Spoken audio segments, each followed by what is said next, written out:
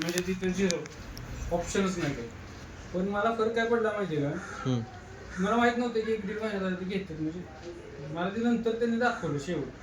म्हणजे तुला घ्यायचे का, म्हणजे घ्यायचे कारण भूक तर वाढते, मला भूक लागायची, भूक वाढायला लागली.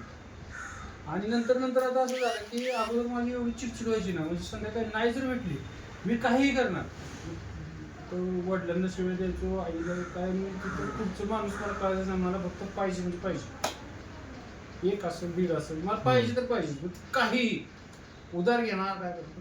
नंतर नंतर म्हणजे आता काल रात्री आपला सहज विषय झाला की ही पण म्हणली सगळेच आले ते एकत्र कशाला, म्हणजे मग याची दिवस घेतली, मी तिथे कॅन्सल आलू घेतली नाही, काही नाही कुठलं थरथर नाही अंगाची, दुसऱ्या दिवशी सकाळी काय नाही. तर मला असं म्हणजे मग रात्री झोप लागणार नाही, सकाळी उठले की असं अंगाची थरथर, पाणी प्यायचं नाही मला, अशी वाटली अशी. अँटी ॲडिक्शन किती वेळा घेत होता पण?